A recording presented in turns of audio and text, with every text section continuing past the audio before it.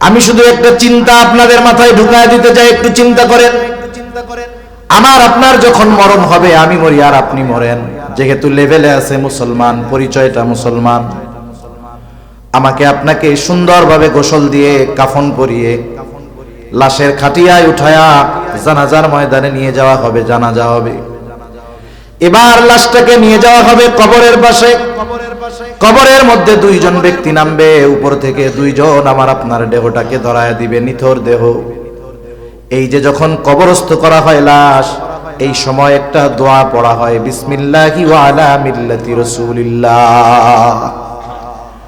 এই দোয়া একদিন এখন আমরা হয়তো পড়ি, এক সময় আমাদের ব্যাপারে পড়বে। কি বলা হয় এই দোয়ার মধ্যে? একটু দিলের কান দিয়া শুনেন শেষ কথা। কি বলা হয়? মূলত বলা হয় এই কথা, আল্লাহ, আপনার নামে এমন একজন মানুষকে এখন কবরস্থ করতেছি আল্লাহ, যার গোটা হায়াত সুন্নাতের উপরে অতিবাহিত হয়েছে। যখন সে মারা গেছে সুন্নাতের উপরে ছিল, যখন তাকে কবরস্থ করতেছি এখনো সুন্নাতের উপরেই আছে। এমন এক ব্যক্তিকে আপনার নামে এখন কবরে রাইখা দিতেছি, এই কথাটাই মূলত বলা হয়। কষ্ট নিয়েন না, আমি শুধু এতটুকু কথা বলি, আমরা কে কোন সময় মারা যাব বলা যায় না। এখান থেকে আমি বাসায় নাও ফিরে যেতে পারি, এর কোনো নিশ্চয়তা নাই। একটু চিন্তা করে দেখেন, এই দোয়াটা পড়ে অথবা এই কথাটা বলে যেই লোকটাকে কবরস্থ করা হলো, দেখা যাবে গোটা জিন্দেগি সে কখনো সুন্নাতের পাশ দিয়াও হাঁটে না। না তার চেহারায় সুন্নাত আছে, না তার কর্মে সুন্নাত, না তার লেবাসে সুন্নাত ছিল। একটু বুঝে থাকলে জবাব দিবেন, যেহেতু মুসলমানের সন্তান, তার ব্যাপারেও এই দোয়াটা পড়া হবে কি হবে না? কিন্তু বলেন তো, তার বাস্তবতার সাথে আর এই দোয়ার কথার সাথে মিল আছে কি? এখন তার ব্যাপারে এই দোয়াটা সত্য হবে নাকি মিথ্যা হবে? শুধুমাত্র এতটুকু অনুরোধ করি, কোন সময় মরণ হয় বলা যায় না। আমি যদি এখনই মারা যাই অথবা আগামী দিন মারা যাই, 2 দিন পরেও যদি মারা যাই, যখন আমাকে কবরস্থ করা হবে, ওটা হবে আমার অনন্তকালের সফরের প্রথম মঞ্জিল। আমাকে আপনাকে যেন মিথ্যা কথা বলে কবরে না রাখা লাগে, অথবা যেই কথাটা বলবে ওটা আমার আপনার জন্য যেন সত্য হয়, আমার আপনার সাথে যদি কথাটার মিল থাকে, আমার আপনার ব্যাপারে যেন কথাটা সত্য হয়। এই আলোকে যদি জীবন না সাজাতে পারি, মনে রাখবেন ওই জীবন বড় ক্ষমতার অধিকারী হতে পারে, ওই জীবন কোটি কোটি ডলারের মালিক হতে পারে, কিন্তু আল্লাহর কসম, ওই কথাটার সাথে যদি আমার আপনার জীবনের বাস্তবতার মিল না থাকে, আমি আপনি সফল হতে পারি নাই, তাহলে আমার আপনার নামটা ব্যর্থদের তালিকায় চলে যাবে। ক্বালা রাসূলুল্লাহ সাল্লাল্লাহু আলাইহি ওয়াসাল্লাম, মান আহাব্বা লিল্লাহ ওয়া আবগাদা লিল্লাহ ওয়া মানাআ লিল্লাহি ওয়া আ'তা লিল্লাহ ফাকাদ ইসতাকমালাল ঈমান। রাসূল আকরাম সাল্লাল্লাহু আলাইহি ওয়াসাল্লাম বলেন, মান আহাব্বা লিল্লাহ, যে ভালোবাসে আল্লাহ তাআলার জন্য, তার মানে সে যাকেই ভালোবাসবে এই ভালোবাসা হবে আল্লাহ তাআলার সন্তুষ্টির জন্য। দুনিয়াতে ভালোবাসা 2 ধরনের, একটা হলো বৈধ ভালোবাসা আর একটা হলো অবৈধ ভালোবাসা। আসেন, যেহেতু 14ই ফেব্রুয়ারি, এটা অবৈধ ভালোবাসাকে কেন্দ্র করে এই দিবসের সূচনা হয়েছে। অবৈধ ভালোবাসা কোনটা? অবৈধ ভালোবাসা হলো একটা যুবক যুবতীর মধ্যে যেই বিবাহ বহির্ভূত সম্পর্ক, যুবক বলে আমি তাকে ভালোবাসি, সেও বলে আমি ওকে ভালোবাসি। এ ভালোবাসা যত গভীর হোক, বলেন তো এই ভালোবাসা বৈধ নাকি অবৈধ? এই ধরনের যত ভালোবাসা আছে সব ভালোবাসাগুলো অবৈধ ভালোবাসা। অবৈধ ভালোবাসা আল্লাহর সন্তুষ্টির জন্য বাসা যায় না। কোন যুবক যদি কোন যুবতীকে বলে যার সাথে তার বিবাহের সম্পর্ক নাই, ভাইও নয়, বোনও নয়, মা বাবাও নয়, ছেলেও নয়, স্বামীও নয়, স্ত্রীও নয়, এই যুবক যদি ওই যুবতীকে বলে আমি তোমারে আল্লাহর জন্য ভালোবাসি, ও যদি মনে করে এই যুবতীকে ভালোবাসলে আল্লাহ খুশি হবে, আমি বলি খুশি হবে না, বরং তোর ঈমানটা চলে যাবে। অবৈধ ভালোবাসা আল্লাহর সন্তুষ্টির জন্য বাসা যায় না। এখন বলেন, পান করার সময় কার নামে পান করতে হয়? বিসমিল্লাহ বলে পান করতে হয়। এখন বলেন তো, কেউ যদি ইচ্ছা করে বুঝে শুনে বিসমিল্লাহ কইয়া মদ পান করে, ঈমান থাকবে কি থাকবে না? ঈমান চলে যাবে। যেই ভালোবাসা শরীয়ত বলে হারাম, যেই ভালোবাসা শরীয়ত নিষিদ্ধ করেছে, এমন কোন ভালোবাসা আল্লাহর সন্তুষ্টির জন্য বাসা যায় না। যদি কেউ বাসে তাহলে তার ঈমান থাকে না। এজন্য এক নম্বরে আমাদেরকে সকল প্রকার অনৈতিক ভালোবাসা থেকে বেঁচে থাকতে হবে। একটা ছেলে একটা মেয়েকে ভালোবাসতে পারবে না। পারবে কখন? যখন সম্পর্ক হবে শরীয়তের নীতিমালায় এই ভালোবাসা বৈধ হওয়ার একটা সম্পর্ক যখন তার মধ্যে হবে, তখন ভালোবাসলে সওয়াব আছে। এমনি সওয়াব নাই, বরং ঈমান যাওয়ার আশঙ্কা আছে। ঠিক কিনা বলেন? তাহলে আল্লাহর জন্য ভালোবাসতে হয় বৈধ ভালোবাসা। বৈধ ভালোবাসা কোনটা?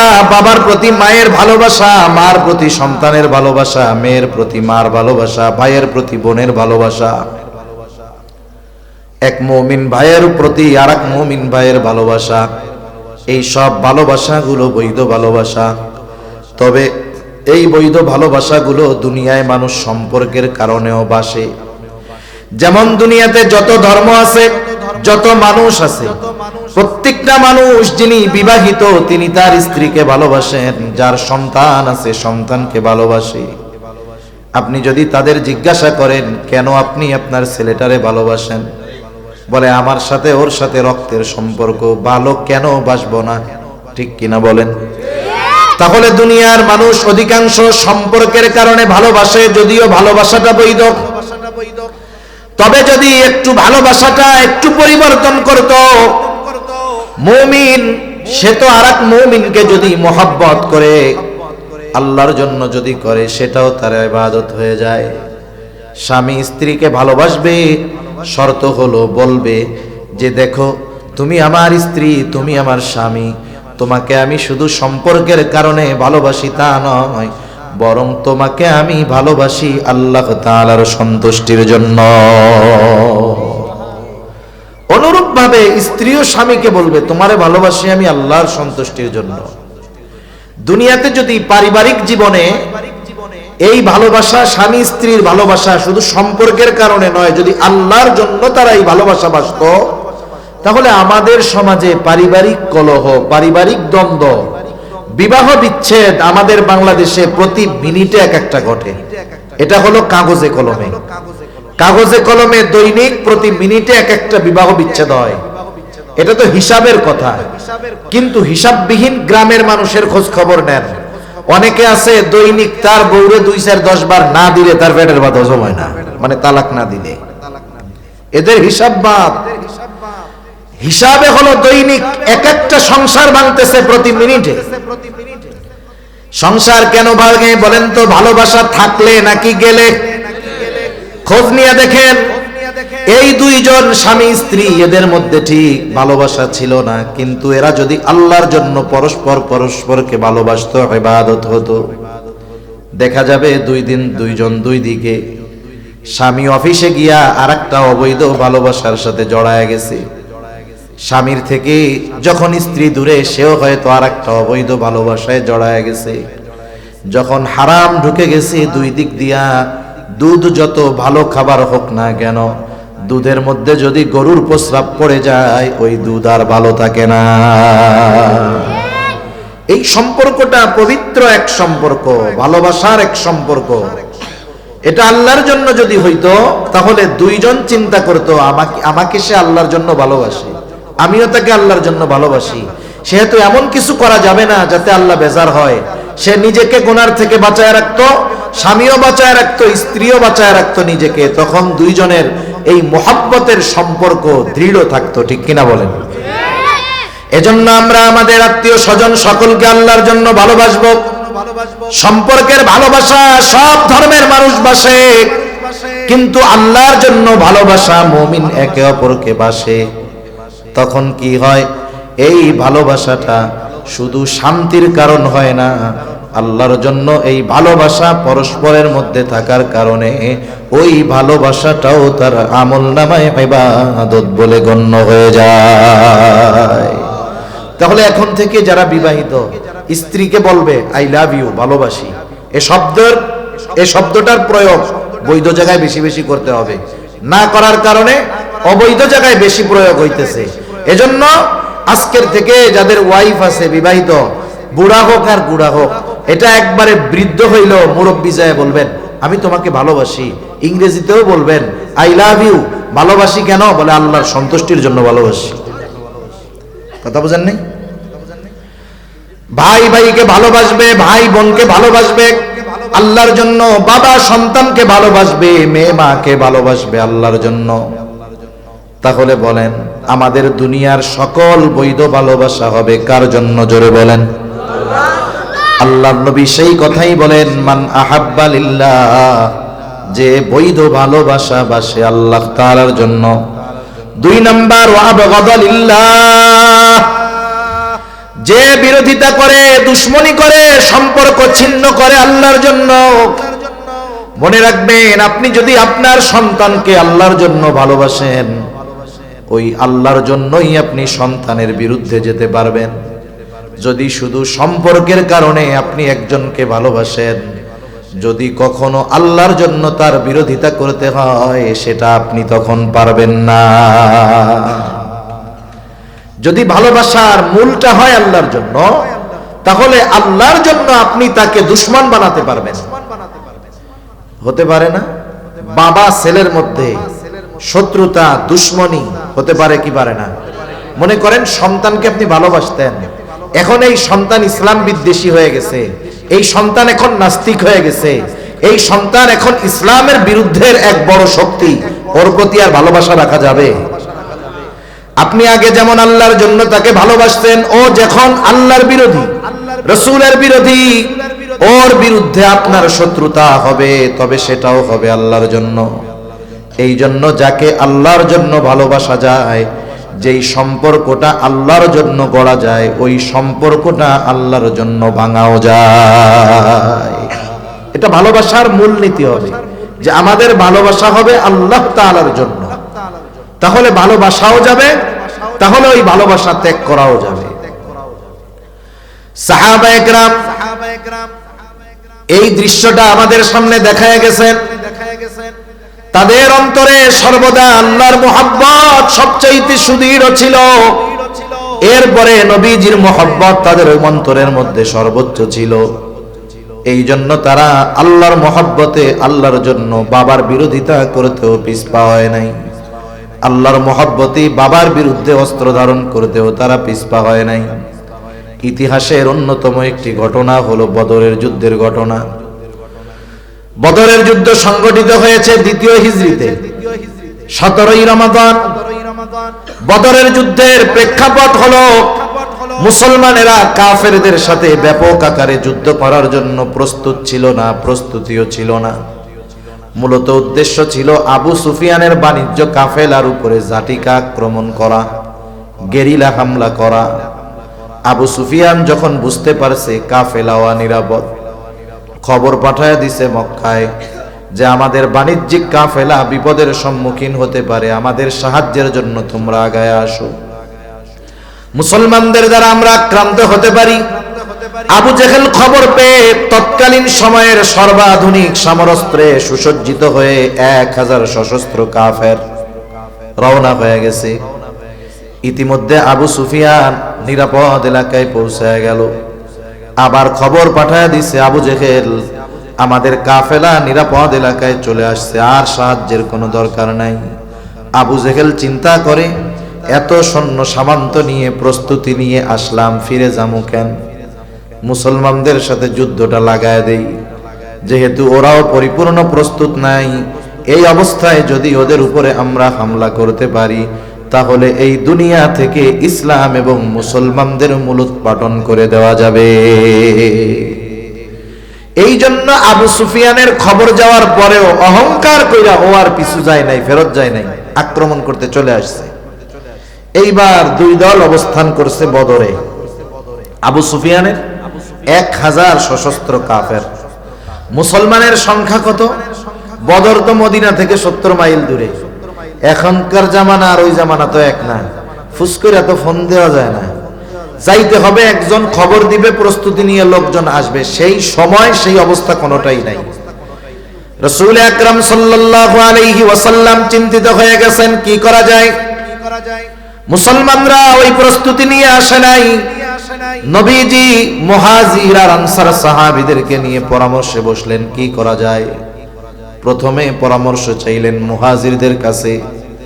মুহাজিরদের জবাবের সারমর্ম হলো, ইয়া রাসূলুল্লাহ, আমরা আপনার সাথে এসেছি, ঈমানের জন্য ঘর ছেড়েছি, বাড়ি ছেড়েছি। ঈমানের জন্য যদি যুদ্ধ করতে হয়, জিহাদ করতে হয়, জীবন দিতে হয়, আমরা আপনার নির্দেশ মানতে প্রস্তুত। মুহাজিরদের থেকে সম্মতি পাওয়া গেল, কিন্তু সংখ্যায় বেশি ছিল মদিনার সাহাবারা, আনসাররা।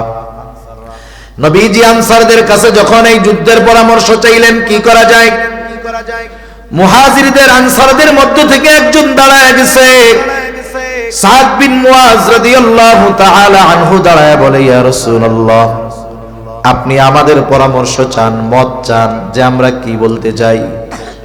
রাসূল, আপনি শুনে নেন, আপনি যদি আমাদের সবাইকে সমুদ্রের পাড়ে দাঁড় করায়া দেন, আর যদি নির্দেশ দেন তোমরা সবাই সমুদ্রের বুকে ঝাঁপায় পড়ো, ইয়া রাসূলুল্লাহ, আপনি এই নির্দেশ দেওয়ার পরে তাকায় দেখবেন আপনার নির্দেশের পর একটা মানুষও সমুদ্রের তীরে দাঁড়ায়া থাকবে না। আপনি অনুমতি চাইতেছেন, আমরা তো আপনার আদেশ মানার জন্য প্রস্তুত, কোনো কারণও জিজ্ঞাসা করব না, কেন সমুদ্রে ঝাঁপায় পড়তে বলতেছেন। আপনি শুধু বলবেন আর আমরা ঝাঁপায় পড়বো, তাকায় দেখবেন একজনও দাঁড়ায় নাই। আরেকজন বলে, ইয়া রাসূলুল্লাহ, আপনি এত চিন্তা করেন কেন? আমরা আপনার সামনে, পেছনে, ডানে বামে, চতুর্দিকে অবস্থান নিয়ে কাফেরদের বিরুদ্ধে যুদ্ধ করব। আমরা এমন ভাবে যুদ্ধ করব, আপনি আমাদের যুদ্ধ দেখে খুশি হয়ে যাবেন। নবীজি বাছাই করে পাইলেন 313 জন। 313 জনের কাছে 313টা অস্ত্র নাই। যুদ্ধের ময়দানে প্রাইমারি কিছু আর্মস আছে, যেটা সব সৈন্যের কাছে থাকবে, এটা কমন। তৎকালীন সময়ের যুদ্ধ জেহাদের মধ্যে তলোয়ার, এটা হলো প্রাথমিক এক অস্ত্র। অথচ এই তলোয়ার আছে 100টা, লোকের সংখ্যা হলো 313 জন। 313 জনের কাছে 313টা তলোয়ার নাই। প্রচন্ড গরম, রোজা রেখে, প্রথম বছর রোজা ফরজ হয়েছে, প্রচন্ড গরমের সময় রোজা ফরজ হয়েছে। রোজা রেখে কারো পায়ের মধ্যে জুতা নাই, সকলের কাছে চড়ার মতো বাহন নাই, পায়ে হেঁটে, কারো হাতের মধ্যে পাথর, কারো হাতের মধ্যে লাঠি। এই গড়ে নিরস্ত্র 313 জন মানুষ তৎকালীন সময়ের 1000 কাফেরের বিরুদ্ধে যুদ্ধ করার জন্য ময়দানে হাজির হয়ে গেছে। যদিও তাদের সংখ্যা 313, অস্ত্রবিহীন, কিন্তু এই 313 জনের ঈমান এত পাওয়ারফুল ছিল যে গোটা দুনিয়াও যদি ওই 313 জনের সামনে এসে দাঁড়িয়ে যেত, ওই গোটা দুনিয়ার সব শক্তির বিরুদ্ধে ওই 313 জন যথেষ্ট হয়ে যাইত। কারণ তাদের ঈমান ছিল পরিপূর্ণ। 313 জন গেছে। এই 313 জনের মধ্যে একজনের নাম হলো আবু উবাইদা ইবনুল জাররাহ রাদিয়াল্লাহু তাআলা আনহু। আবু উবাইদা ইবনুল জাররাহ যুদ্ধের ময়দানে গেছে। ওনার নাম হলো আবু উবাইদা, বাবার নাম হলো জাররাহ। আবু উবাইদা জান্নাতের স্পেশাল সুসংবাদ প্রাপ্ত 10 জনের একজন। আমরা অনেক সময় মনে করি, শুধুমাত্র মনে হয় 10 জনের ব্যাপারেই জান্নাতের সংবাদ আল্লাহ দিছে। না, মূলত এই 10 জনের জন্য স্পেশাল ভাবে আল্লাহ তাআলা জানিয়েছেন। তবে যত সাহাবা একরাম আছে সকলের ব্যাপারে আল্লাহ তাআলার ঘোষণা হলো রাদিয়াল্লাহু আনহুম। যত সাহাবা একরাম আছে আল্লাহ তাআলা বলেন আমি সবার উপরে রাজি খুশি সন্তুষ্ট। আল্লাহ তাআলা যাদের উপরে রাজি খুশি সন্তুষ্ট হওয়ার ঘোষণা দিবেন এরা জান্নাতি, এটা বোঝার কোনো কষ্ট হওয়ার কথা না। এখন এই আবু উবাইদা যুদ্ধের ময়দানে গেছে। আবু উবাইদা মুমিন, ওর বাবা জাররাহ কাফের। আর আবু উবাইদাকে জান্নাতের স্পেশাল সুসংবাদ প্রাপ্ত 10 জন। যেমন অনেক সময় বিদেশ সফরে যায় না মানুষ, বিদেশ সফরে বড় বড় যেই বিমানগুলো বোয়িং বা এয়ারবাসের বড় বড় বিমান 500-700-800 মানুষ ধরে, ওই বিমানগুলোর ভিতরে ওই বিমানের গন্তব্য, ওই বিমানে যারা আছে মধ্যে সবার গন্তব্য এক জায়গায়, ঠিক না? কিন্তু ওই বিমানের মধ্যে স্তর বিন্যাস থাকে, সিটের ভাগ থাকে। কিছু থাকে বিজনেস ক্লাস, কিছু থাকে রয়্যাল ক্লাস, আর কিছু থাকে ইকোনমি ক্লাস। যাত্রী সব এক জায়গায় যাবে, কিন্তু সবচাইতে ভিআইপি কারা? যারা বিজনেস ক্লাসে থাকে। এদের জন্য ব্যবস্থাপনা ভিন্ন, এদের সিটটা ভিন্ন, এদের নাস্তা ভিন্ন, এদের জন্য টেক কেয়ারের ব্যবস্থা ভিন্ন, কিন্তু গন্তব্য তো সবার এক জায়গায়, ঠিক কিনা বলেন? নাকি এই 10 জনের চেয়ার টেয়ার ভালো বইলা এনাগোলাইগা আলাদা ব্যবস্থা আছে, ওনারা ওনাদের বাড়ির উপরে বিমান দাঁড়াবে, ওনাদেরকে ওই জায়গায় নামাই দিবে, এমন নাকি? সবাই এক জায়গায় যাবে, এক জায়গায় নামবে, গন্তব্য এক জায়গার, একই বিমানের, কিন্তু তফাৎ কি? কিছু আছে হলো বিজনেস ক্লাসের আর কিছু আছে ইকোনমি ক্লাসের। তাতে কি সব এক জায়গায় তো যাবে। এই বিজনেস ক্লাস এদের মর্যাদা বেশি, একটু পাওয়ার বেশি, সম্মান বেশি। জান্নাতের সুসংবাদ প্রাপ্ত 10 জন, বাকি সবারও গন্তব্য এক, কিন্তু এই 10 জনের একটু স্পেশালিটি বেশি। আবু উবাইদা যুদ্ধের ময়দানে গিয়া দেখে তাকায়া তার বাবা জাররাহ কাফের, কাফেরদের পক্ষে যুদ্ধ করার জন্য আসছে আবু উবাইদার বাবা। বাবা যদিও কাফের হয়, ইসলাম কখনো বলে না যে বাবা কাফের হইলে বাবার সাথে খারাপ আচরণ করবা, ভালো ব্যবহার করবা না। বরং ইসলাম এটা বলে তোমার বাবা যদি কাফের হয় ওই বাবার সাথে খারাপ আচরণ করবা না, বরং ওই কাফের বাবার সাথেও তোমরা সদাচরণ করবা। ইসলাম কখনো বাবা যদি কাফের হয় কারো, ওই কাফের বাবার সাথে ইসলাম কখনো খারাপ আচরণ করতে বলে না, বরং ইসলাম বলে ওই কাফের বাবার সাথেও কি করবা? সদাচরণ করবা, ভালো ব্যবহার। আসমা বিনতে আবি বকর রাদিয়াল্লাহু তাআলা উনি আসছে নবীজির কাছে, এসে বলে ইয়া রাসূলুল্লাহ আমার মা একজন মুশরিকা, আপনারে পছন্দ করে না, দেখতে পারে না। নবীজিকে বলতেছে আয়েশা কি আমার মা একজন মুশরিকা, উনি আপনাকে খুব অপছন্দ করে, দেখতে পারে না আপনারে। উনি মাঝে মধ্যে আমার কাছে আসে, আমার মা যদিও, আমি ওনার সাথে কেমন আচরণ করব? আমরা হইলে কইতাম আমারে দেখতে পারে না, আসলে লাঠি দিয়ে ফিডাইয়ে ঘরের থেকে বের করে দিই। নবীজি কি বললেন? যখন আসবে তুমি তার সাথে উত্তম ব্যবহার করবা। সুবহানাল্লাহ বলেন। তাইলে মা যদি বাবা যদি মুশরিক মুশরিকাও হয় তাদের সাথে ভালো ব্যবহারের নির্দেশ আল্লাহও দিয়েছেন, রাসূলুল্লাহও দিয়েছেন। সুবহানাল্লাহ বলেন। মা মুশরিক, ভালোবাসেন মারে, সমস্যা নাই তো, ভালোবাসা এই জায়গা খাটান। আল্লাহ রাব্বুল আলামিন মা বাবা মুশরিক হলে যে ভালোবাসা যাবে না এমনটা বলেন নাই। রাসূলুল্লাহ সাল্লাল্লাহু আলাইহি ওয়াসাল্লামের নির্দেশনার মাধ্যমে জানা যায় মা বাবা যদি মুশরিক হয় ভালোবাসতে কোনো অসুবিধা নাই। আবার আল্লাহ তাআলা কোরআনুল কারীমের মধ্যে জানায়া দেন মা বাবা যদি মুশরিক হয় ওই মা বাবার সাথে খারাপ আচরণ করার সুযোগ সন্তানের না। তাআলা সবচাইতে বেশি বেজার হন বান্দা যখন শিরিক করে। কি করে বলেন? ঘুমাইতেছেন নাকি? তাকবীর দেন, নারায়ে তাকবীর। এই তো জবাবটা এরকম একটু জোরে দিয়েন, তাহলে বুঝবো না দাজা আছেন।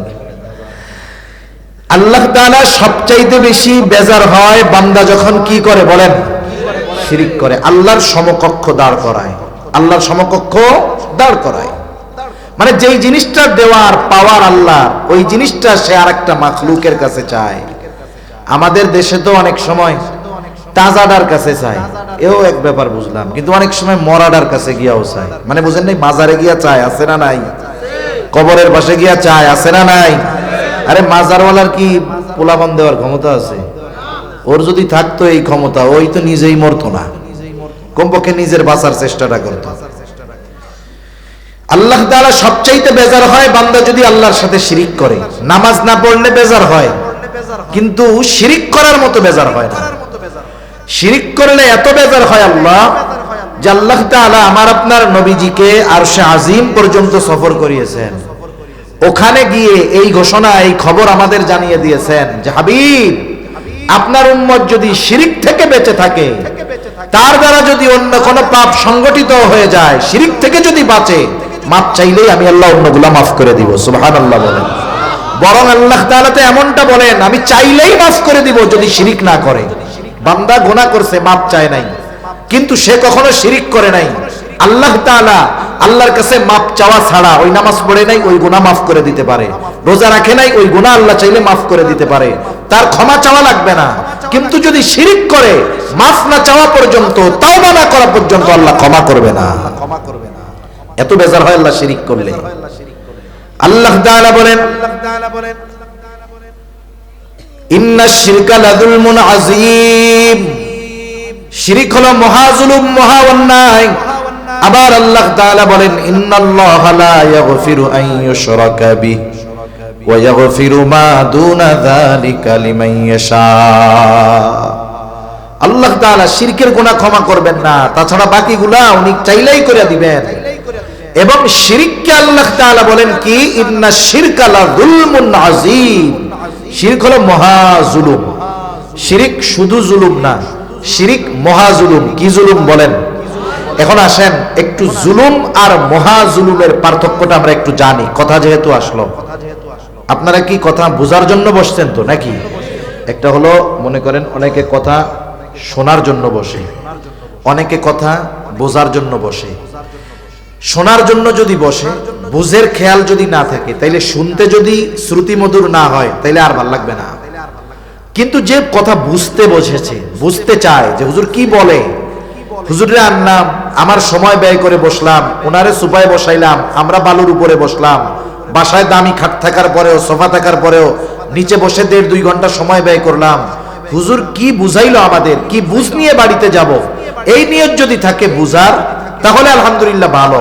আর যদি শুধু চিন্তা করেন যে আমার শুনতে ভালো লাগতেছে কিনা, এটা যদি ওটার সাথে কম্পেয়ার করেন, তাইলে তো কঠিন হয়ে দাঁড়াবে।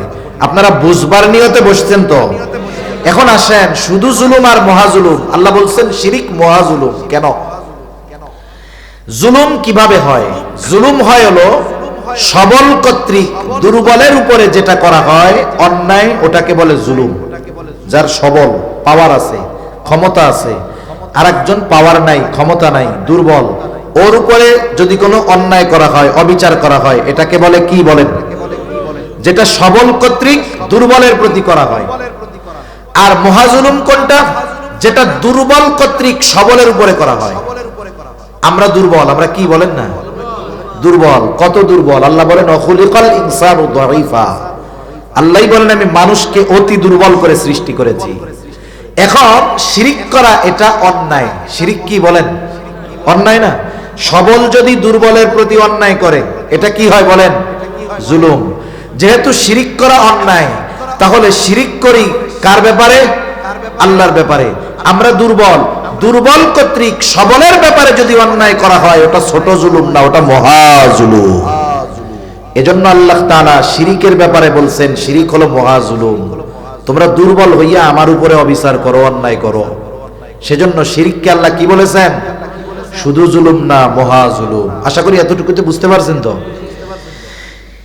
এই শিরিক করলে আল্লাহ তাআলা সবচাইতে বেশি বেজার হয়। এখন ওই শিরক যদি আমাকে আপনাকে কেউ করতে বলে, তার উপরে আল্লাহ বেজার হবে না? আপনি জানেন যখন আপনাদের এই সব অঞ্চলে মারামারি টারামারি হইতো নাকি আগে, যেমন দুইটা দল থাকে না, গ্রামে দল থাকে, বিভিন্ন এলাকায় দুইটা গ্রুপ থাকে, দুই গ্রুপের দুইজন লিডার থাকে, দুই লিডার ঢাকায় থাকে আলিশান বাড়ি বাসায়। এখন ওই দুই লিডারের অনুপস্থিতিতে ওই এলাকার দুই গ্রুপের মধ্যে মারামারি লেগে গেছে। মারামারি লাগার পরে এক গ্রুপের একজন মারা গেছে। এরকম গ্রুপিং যেই সব এলাকায় আছে, যেই গ্রুপে লোক মারা যায় ওরা মনে মনে কয় আলহামদুলিল্লাহ খুব ভালো হয়েছে, কারণ যেই গ্রুপে লোক মরছে আইনত এরা তখন পাওয়ারফুল হয়ে যায়। আর এক গ্রুপ হত্যাকারী, এদেরকে হত্যা করা হয়েছে। এখন মারামারি গেঞ্জাম যে লাগছে, ওই যে লিডার সে জানেও না, খোঁজ খবরই নাই, সে আছে বিদেশে, ফোন টোন সব বন্ধ, গেছে ওমরা করতে। এদিক দিয়া তার লোকরা প্রতিপক্ষকে এমন সাইজ দিছে একটা মইরাই গেছে। সে তো বিদেশে, ফোন বন্ধ, খোঁজ খবর নাই, জানেও না। এখন যাদের লোক মারা গেছে তারা থানায় গিয়া মামলা দিছে। আমারে বলেন তো 1 নম্বর আসামি কে হবে? বেজাল গোজাল মনে হয় হেমায়তপুরীর লোকজন বোঝে না, অথচ লিডার কি জানে কিছু? তার মানে বোঝা গেল যে হুকুমদাতা তার নামে মামলা 1 নম্বরে হয়, আর লিডার হইলে হুকুম দেওয়াও লাগবে না, না জানলেও হুকুমদাতা হিসাবে নাম তার হবে। ঠিক কিনা বলেন? তাহলে বোঝা গেল কিছু কিছু ক্ষেত্র বিশেষ এমন আছে যে শিরকের অর্ডার দেয়, তার উপরে আল্লাহ আরো বেশি বেজার হয়। আল্লাহ রাব্বুল আলামিন সেই কথাই বলেন, যে কথাটা বলার জন্য এত কথা কইলাম। মা বাবা যদি সন্তানকে শিরিক করার জন্য আদেশ দেয়, যেই সন্তান ঈমান আছে, মা বাবা যদি শিরিক করার জন্য আদেশ দেয়, বলেন তো মা বাবার উপরে মেজাজ গরম হবে কি হবে না? কারণ প্রত্যেকটা মুমিন মা বাবার চাইতেও আল্লাহ তাআলাকে বেশি ভালোবাসে। এখন কথা হইল, মা বাবা যদি আমাকে আপনাকে শিরিক করার আদেশ দেয়, আল্লাহ তাআলার পক্ষ থেকে নির্দেশনা কি? আল্লাহ তাআলা কোরআনুল কারীমের সূরা লুকমানের মধ্যে বলেন, ওয়া ইন জাহাদাকা আলা আন তুশরিকা বিমা লাইসা লাকা বিহি ইলম ফালা তুতি'হুমা ওয়া সাহিবহুমা ফিদ দুনিয়া মা'রুফা। আল্লাহ রাব্বুল আলামিন বলেন, তোমার মা বাবা যদি তাদের অজ্ঞতার কারণে আমি আল্লাহর সাথে শিরিক করার জন্য তোমাদেরকে জোর জবরদস্তি করে চাপ দেয়, কি করবা? আল্লাহ তাআলা 1 নম্বর নির্দেশনা দেন, ফালা তুতি'হুমা, মা বাবার ওই আদেশের আনুগত্য তুমি করবা না। তবে খবরদার, মা বাবা আদেশ দিয়েছে, আদেশ মানবা না, ঠিক আছে, কিন্তু এই ধরনের আদেশ দেওয়ার কারণে মা বাবার উপরে চড়াও হবা না। তাদের খানা দানা বন্ধ করে দিবা না, তাদের ওষুধ দেওয়া বন্ধ করে দিবা না, তাদের থেকে ঘর থেকে বাহির করে দিবা না। কি করবা?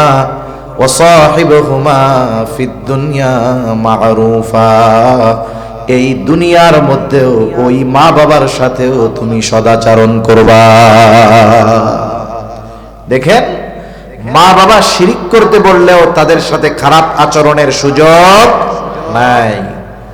যেহেতু আলোচনার ফাঁকে আসলো বলি, অথচ আমাদের সমাজে অনেক মানুষ আছে যারা বিনা কারণে মা বাবাকে কষ্ট দেয়। তার মানে মা বাবা কাফের হলেও মা বাবাকে কষ্ট দিতে নিষেধ করছেন কে? মা বাবা কাফের হলেও তার খানা দানা বন্ধ করা যাবে না, মা বাবা কাফের হলেও তাদের সাথে খারাপ আচরণ করা যাবে না।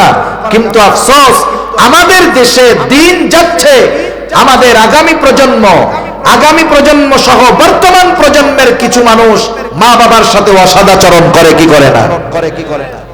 মা বাবাকে বৃদ্ধাশ্রমে পাঠিয়ে দেয়, বাড়িতে রাখলে গোডাউন রুমের মধ্যে থাকতে দেয়, গ্রামের বাড়িতে গোয়াল ঘরের মধ্যে রাখে।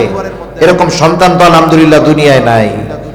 অথচ দেখেন, যেই মা বাবা শিরিকের আদেশ করলে সেই মা বাবাকে কষ্ট দেওয়া যাবে না, শিরিক থেকে বাঁচতে হবে, কিন্তু এই কারণে তাদের উপরে চড়াও হওয়া যাবে না। সেহেতু ওই মা বাবা কাফের হলেও মা বাবার প্রতি ভালোবাসা রাখার দরকার আছে না নাই? তাহলে যে কথার থেকে গেলাম, আবু উবাইদা বাবারে দেখছে যাররা কাফেরদের পক্ষে যুদ্ধ করার জন্য আসছে।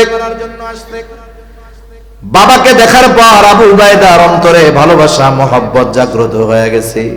এটা স্বাভাবিক, এটা অন্যায়ের কোনো কিছু নয়। আবু উবাইদা বাবার প্রতি মহব্বত জাগ্রত হয়ে গেছে, চিন্তা করলো যুদ্ধের ময়দানে যুদ্ধ করব, কিন্তু বাবার সম্মুখীন হব না। আবু উবাইদা একদিকে যুদ্ধ করে, বাবা আরেকদিকে যুদ্ধ করে। আবু উবাইদা বাবার থেকে সরে সরে থাকে, বাবার মুখোমুখি হয় না, বাবার থেকে সরে সরে থাকে। ওই দিক দিয়া যারা চিন্তা করতেছে আজকেই মুহাম্মদকে দুনিয়া থেকে চিরতরে বিদায় করে দিব, এই চিন্তা করতেছে যারা।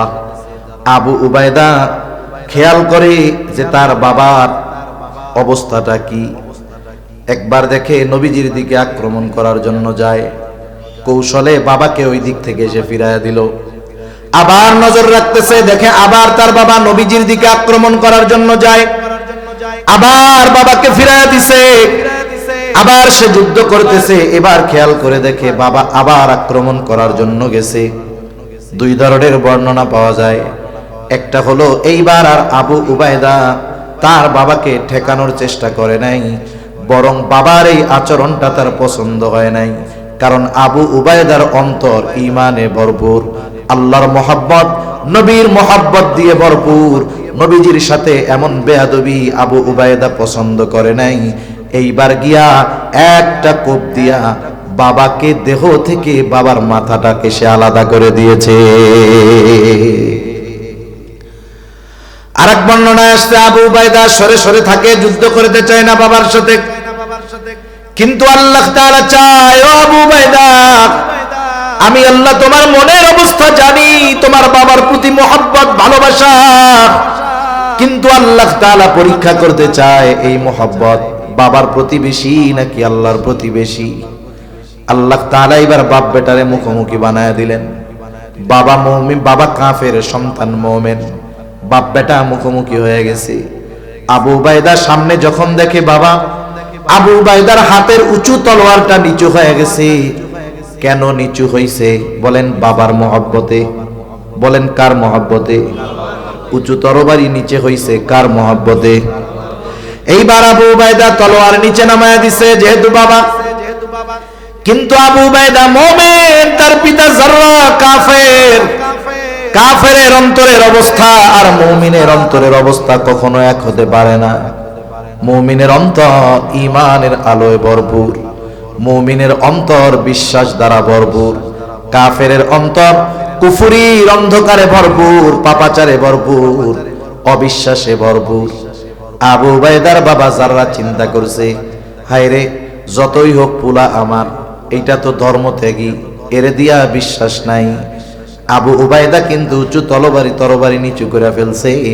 কিন্তু পিতা কাফের যাররা, বাবা সন্তানের উপরে এবার যখন তরবারি পরিচালনা করতে গেছে আবু উবায়দাকে হত্যা করে ফেলবে।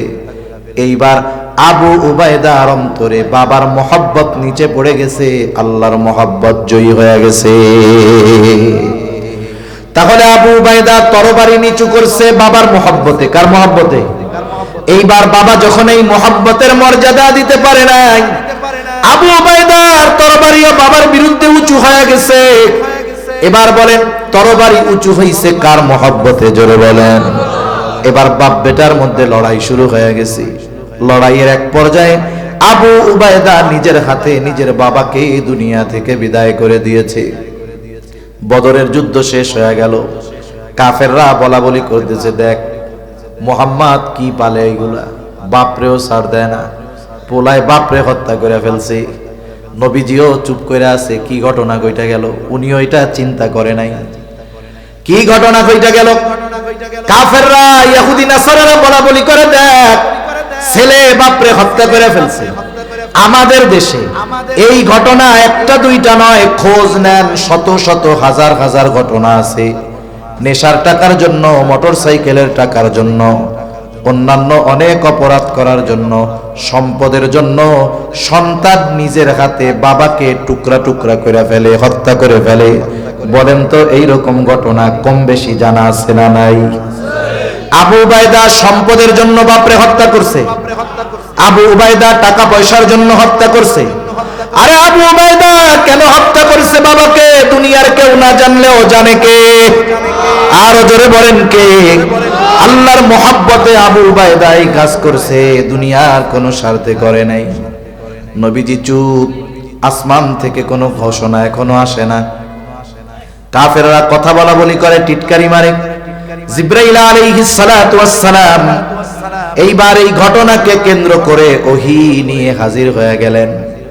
আবু উবায়দা সহ ওই জায়গায় বদরের যুদ্ধে যারা এই রকম ঈমান দীপ্ত মোহাব্বতের পরিচয় দিয়েছে তাদের ব্যাপারে আল্লাহ তাআলা ওহী নাজিল করে বলেন, লা তাজিদু কওমান ইউমিনুনা বিল্লাহি ওয়াল ইয়াউমিল আখির ইউআদ্দুনা মান হাদ্দাল্লাহা ওয়া রাসূলাহু ওয়ালাউ কানু আবাআহুম আও আবনাআহুম أو إخوانهم أو عشيرتهم أولئك كتب في قلوبهم الإيمان আল্লাহ রাব্বুল আলামিন নবীজিকে বলতেছে, আরে ওরা যে কথা বলে বলুক, শুনে নেন আপনি। লা তাজিদু কওমান ইউমিনুনা বিল্লাহ, যারা আল্লাহ তাআলাকে ভালো, আল্লাহ তাআলার প্রতি ঈমান রাখে, ইউমিনুনা বিল্লাহি ওয়াল ইয়াউমিল আখির, যেই কওম আল্লাহ এবং আখিরাতের প্রতি ঈমান রাখে তাদেরকে আপনি এমন অবস্থায় পাবেন না। কেমন অবস্থায়? ইউআদ্দুনা মান হাদ্দাল্লাহা ওয়া রাসূলাহু, যে ওই সম্প্রদায় তথা ওই ঈমানদারেরা ওই সমস্ত মানুষদের সাথে ভালো সম্পর্ক রাখে, ওই সমস্ত মানুষদের প্রতি ভালোবাসা রাখে যারা আল্লাহ এবং তার রাসূলের প্রতি বিদ্বেষ পোষণ করে। তার মানে প্রকৃত মুমিন যারা, এরা আল্লাহ এবং রাসূলের প্রতি বিদ্বেষ পোষণকারীদেরকে কখনো পছন্দ করে না। আল্লাহ বলতেছে ওই লোকগুলোর ব্যাপারে যারা বদরের ময়দানে একজন সন্তানকে মেরে দিছে, একজন ভাইরে আর একজন বাপরে সাইজ করে দিছে। এখন এই ঘটনা ঘটছে, এক যুদ্ধে একজন বাপরে মারছে, আর একজন ছেলেরে মারছে, আর একজন ভাইরে মারছে, আর একজন আশেপাশের প্রতিবেশীরে সাইজ করে দিছে। এখন ওরা বলা বলি করতেছে না, এরা কেমন কম দেখছস, বাপরেও সাইজ করে দিছে, ভাইরেও দিছে, তারপরে ছেলেরেও দিছে, ছেলেরেও ছাড় দেয় নাই, এগুলো কেমন লোক।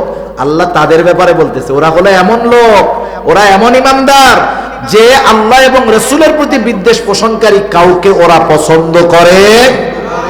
এখন এই মুমিনদের ওই অপছন্দকারী ব্যক্তিগুলো যদি তারা মুমিনদের বাবাও হয়, তার মানে প্রকৃত মুমিনের বাবা যদি আল্লাহ এবং রাসূলের প্রতি বিদ্বেষ পোষণকারী হয়, ওই বাপকেও মুমিন ছেড়ে দেয় না। ওয়ালাউ কানু আবাআহুম আও আবনাআহুম, সন্তানের প্রতি যত মায়া মহব্বত থাকুক না কেন, সন্তান যদি আল্লাহ এবং রাসূলের প্রতি বিদ্বেষ পোষণকারী হয়, ওরা ওই সন্তানকেও ছেড়ে দেয় না। সুবহানাল্লাহ বলেন। অথচ চিন্তা করে দেখেন, একটা বাবা তার জীবনের সব পরিশ্রম করে সন্তান কেন্দ্রিক, ঠিক কিনা বলেন? অথচ ঈমানদার সন্তান যদি বদ্দিন হয়, সন্তানকেও ছেড়ে দেয় না। আও ইখওয়ানাহুম, যদি তাদের ভাইও হয়, ওই মুমিনরা আল্লাহ এবং রাসূলের বিদ্বেষ পোষণকারী ওই ভাইকেও তারা ছেড়ে দেয় না। আও আশীরাতাহুম, আরে আশেপাশের আত্মীয় স্বজন যে হয় হোক, কাউকে ছেড়ে দেয় না। যেখানে বাপরে ছাড়ে না, সন্তানকে ছাড়ে না, আল্লাহ এবং রাসূলের বিষয়কে কেন্দ্র করে, সেখানে তো আশেপাশে অন্য ব্যক্তিদের কথাই চলে না, ঠিক কিনা বলেন? আল্লাহ তাআলা এবার কি বলেন, এরা এত কঠোর কেন, দ্বীনের ব্যাপারে এত কঠোর কেন হতে পেরেছে যে বাপরেও ছাড়ে না? আল্লাহ তাআলা বলেন এই কঠোরতার কারণ হলো উলাইকা কাতাবা ফি কুলুবিহিমুল ঈমান ওয়া আইয়াদাহুম বিরূহিম মিন। আল্লাহ তাআলা বলেন উলাইকা কাতাবা ফি কুলুবিহিমুল ঈমান ওয়া আইয়াদাহুম বিরূহিম মিন, তাদের অন্তরকে ঈমান দ্বারা পরিপূর্ণ করে দেওয়া হয়েছে, তাদের অন্তরের মধ্যে আল্লাহ এবং রাসূলের মহব্বতকে সুদৃঢ়ভাবে বদ্ধমূল করে দেওয়া হয়েছে। সাথে সাথে আল্লাহ তাআলা বিশেষ শক্তি দ্বারা তাদের হাতকে শক্তিশালী করেছে। আল্লাহ তাআলা এবার তাদের আরেকটু প্রশংসা করে বলেন, আপনি জানেন এরা এই কাজ করার কারণে কি প্রতিদান পাবে? কাফেররা বলে কি খারাপ কাজ করলো, আর আল্লাহ বলেন শুনে নেন, এদেরকে আমি অন্তরের মধ্যে স্পেশাল ভাবে ঈমানি শক্তি দিয়েছি। আমি আল্লাহ এবং আপনার প্রতি মহব্বতের কারণে এই পাওয়ার তারা অর্জন করেছে। শুনে নেন, ওয়ায়ুদখিলুহুম জান্নাতিন তাজরি মিন তাহতিহাল আনহার খালিদিনা ফিহা রাদিয়াল্লাহু আনহুম ওয়া রাদু আন। আল্লাহ তাআলা বলেন, এই কর্মগুলো যারা করলো তাদেরকে এমন জান্নাতে প্রবেশ করানো হবে যেই জান্নাতের পাদদেশ দিয়ে আছে প্রবাহিত নহর, সেখানে তারা চিরকাল অবস্থান করবে। শুধু তাই না, কেন এই প্রতিদান দিব? কাফেররা যদিও তাদের এই কর্মের জন্য তিরস্কার করতেছে, আপনি শুনে নেন, রাদিয়াল্লাহু আনহুম ওয়া রাদু আন, তাদের এই কর্মের কারণেই আমি আল্লাহ স্বয়ং তাদের উপরে সন্তুষ্ট। তাহলে আমি যে কথার থেকে গেছি আবার পেছনের দিকে যাই, যে আমার আপনার কারো সাথে যদি দুশ্মনী পোষণ করতে হয়, শত্রুতা করতে হয়, বিরোধিতা করতে হয়, আমার সম্পদের জন্য করব না, জায়গা জমির জন্য করব না, ক্ষমতার জন্য করব না। যদি আমার বাবাকেও দুশ্মন বানাতে হয়, কার জন্য বানাবো? আরো জোরে বলেন, কার জন্য? আপনি আমাকে গোটা দুনিয়ার মধ্যে এমন একটা ঘটনা দেখান, এক বাবা তার ছেলেরে মাইরা ফেলছে, আল্লাহর জন্য একটাও পাবেন না। বাপ ছেলেরে মারতেছে, ছেলে বাপরে মারতেছে, দুনিয়ার পাওয়ার, জমি, জাতি, ক্ষমতা এসবের জন্য।